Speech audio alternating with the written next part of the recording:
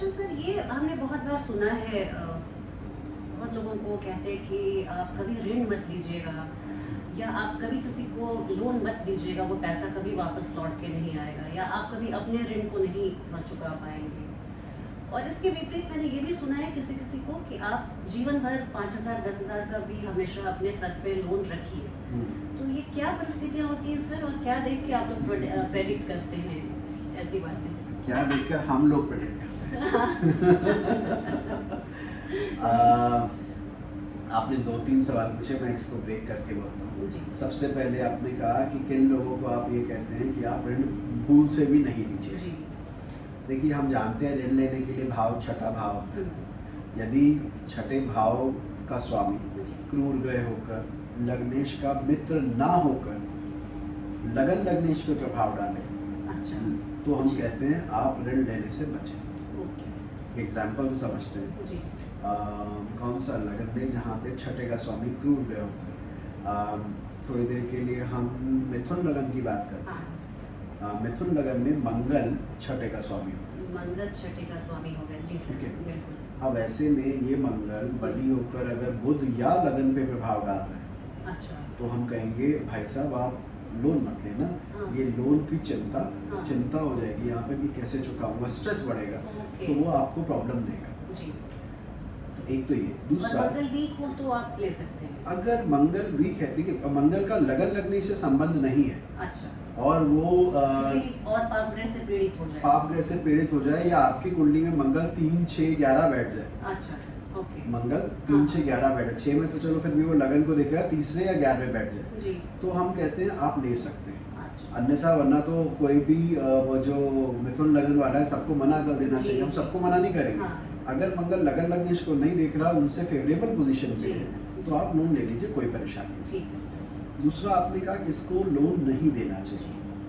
देखिए, पैसा देना या मतलब मान लीजिए कोई मेरे पास मांगने आया और मुझे कहा गया कि आपको ब्याज में दूंगा, आप मुझे पैसे दे दें, तो हम अपने धन भाव यानी संचित धन में से उसको निकाल के कुछ पार्ट देते हैं। संचित धन हम दूसरे से देखते हैं। यदि दूसरे भाव का अधिपति द्वादश में पीड़ित हो, द्वादशेश से पीड़ित हो, या तीसरे के स्वामी से पीड़ित हो, तो हम कहते हैं आप पैसा उधार नहीं लीजिए। या द्वादश में बैठ जाए, द्वादश में बैठकर पीड़ित हो रहा हूँ। क्योंकि मैं बताता हूँ इसका कारण क्या है। देखिए, 6, 8, 12 तीनों भाव खराब कहे जाते हैं। छठे में एक आ जाता है झगड़ा हो जाएगा और आपको हिंसा और कोर्ट कचहरी आता है। अष्टम में कहते हैं जी चोरी हो जाएगा, आप पाताल भाव है, निकल जाएगा। द्वादश में हम कहते हैं कि आप व्यय करेंगे मतलब आप खुद खर्च करेंगे। खुद खर्च करने का मतलब मेरी इंटेंशन शामिल है उस पैसे को कहीं ना कहीं अपनी मर्जी से। और कर्जा हम अपनी मर्जी से देते हैं कि भाई ये इसलिए 12वें में हम कह रहे हैं कि आप देंगे और उसका नुकसान हो जाएगा। इसी प्रकार तीसरा भाव आपके विक्रम का है, आपके कलता का भाव है, तो वहाँ भी आपकी मर्जी शामिल थी उस पैसे में आग लगाने में। तो इन दोनों केसेस में हम उधार देने से मना करते हैं कि आप मत दीजिए, आपका पैसा वापसी आने में दिक्कत है।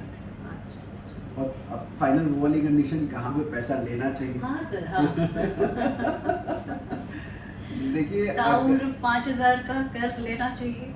हाँ। ये होता है कई बार, हम लोगों को बोलते हैं कि सर आप गाड़ी ले रहे हो, कहते हैं हाँ मैंने पैसा है आपके पास है, फिर भी मैंने कहा 1,000 2,000 या बैंक से लोन ले लो, कुछ ले लो। तो वो कारण उसका ये है कि जब छठे का स्वामी लग्नेश का मित्र हो और लग्नेश को सपोर्ट कर रहा हो, तो पहली कंडीशन से उसकी उलट कंडीशन सपोर्ट कर रहा हो, 11वें भाव में बैठकर आपको लाभ दे रहा हो, तो हम कहते हैं आप अगर कर्जा लेके काम करेंगे तो वो काम आपका ज्यादा चलेगा।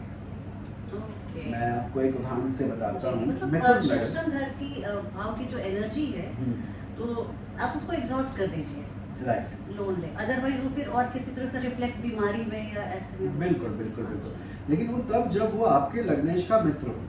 अगर वो लग्नेश का मित्र नहीं है, लगन से शुभ स्थान में नहीं है, तो फिर आप उसको नहीं लें। मतलब ये दो कंडीशन के बाद हम किसी को रेकमेंड करते हैं कि आप पैसा उधार ले सकते हैं, और आप ले लेंगे तो फायदा।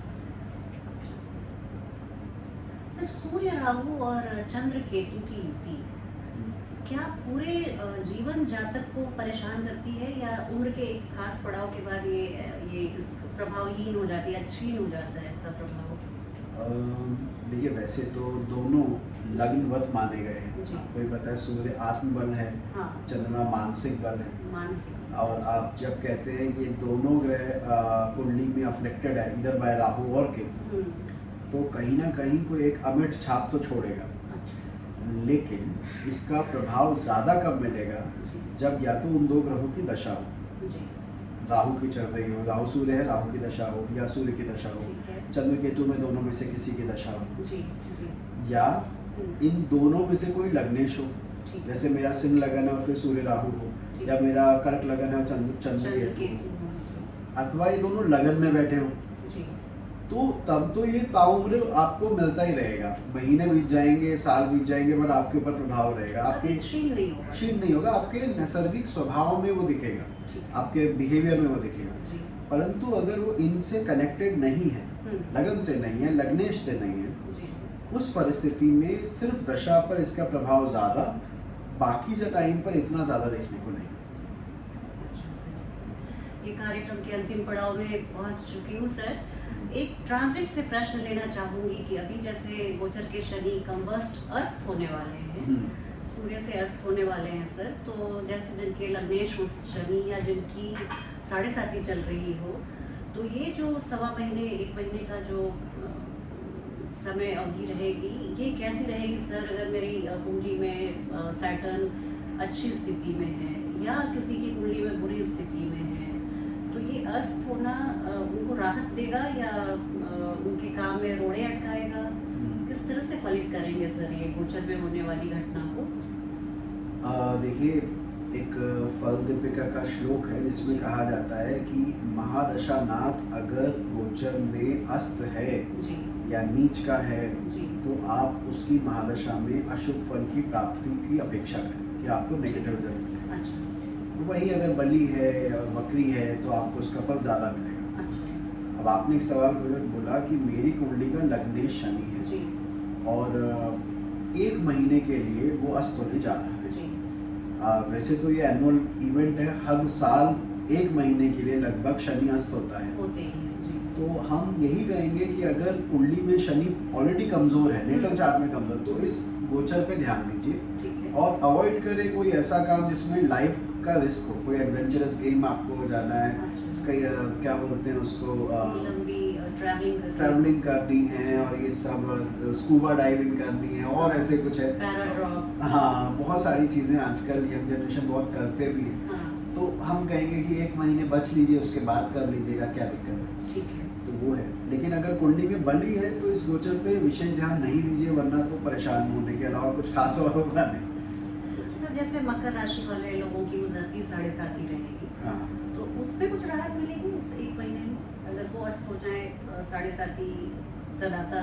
राइट। अब आप इसको ऐसे समझिएगा जी, कि 7.5 क्यों लगी? हाँ, क्योंकि शनि चंद्रमा से दूसरे दूसरे 7वें या दूसरे 12वें या उस घर में चल रहा जी, है, राइट? जी, आपने कहा अभी तक शनि था, अब सूर्य भी आ गया। हाँ, हाँ, ओह,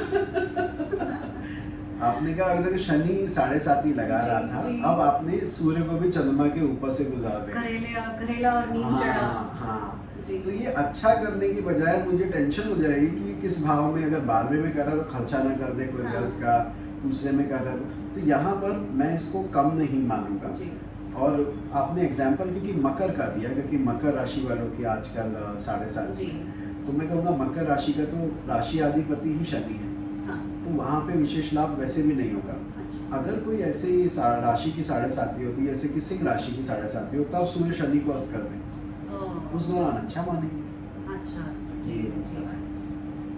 सर और अंतिम प्रश्न मैं पूछूंगी कि गोचर से ही पूछूंगी कि गोचर के प्लैनेट्स अगर गोचर के लग्नेश को प्रभावित करते हैं तो क्या इसका परिणाम आता है, कैसे फलित करते हैं सर? गोचर के ग्रह, गोचर के प्लैनेट्स अगर गोचर में मेरे लग्नेश को देख लें, हाँ। गोचर के लग्नेश को देख लें हाँ, अच्छा, या युति बना लें, राइट।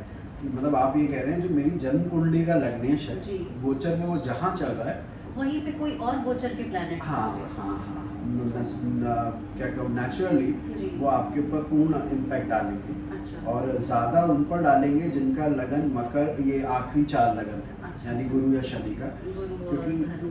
आप जानते हैं इन 4 लग्नों में लग्नेश की गति धीमी होती है। धीमी होती है। अब अगर उनके आसपास जो एनवायरनमेंट बन रहा है जी। उसका प्रभाव आप पे ज़्यादा पड़ेगा। अच्छा।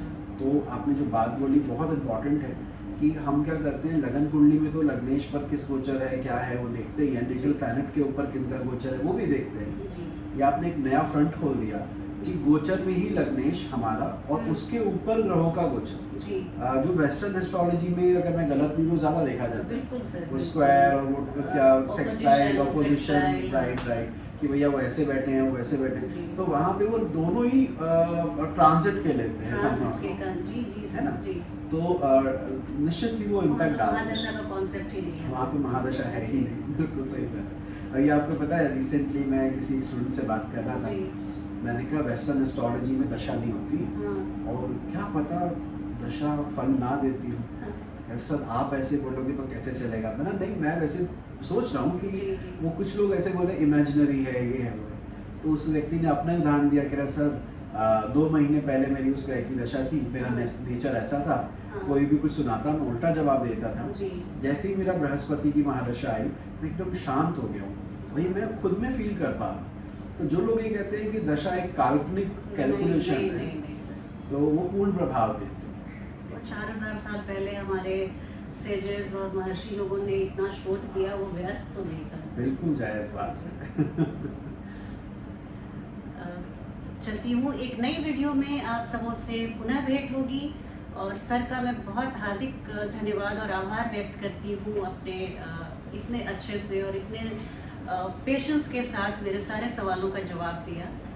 सर का बहुत बहुत धन्यवाद और अगले कार्यक्रम में फिर सर जल्दी पधारें, इसी शुभकामना के साथ एक नई वीडियो में आप सबों से बहुत जल्दी भेंट होगी। तब तक आप अपना ध्यान रखें। जय हिंद, जय भारत। जय भारत, जय श्री राम। जय श्री राम। बहुत आभार सर, सच में नहीं पढ़ी मुझे लगता है अब तक के जितने हमारे Q&A हुए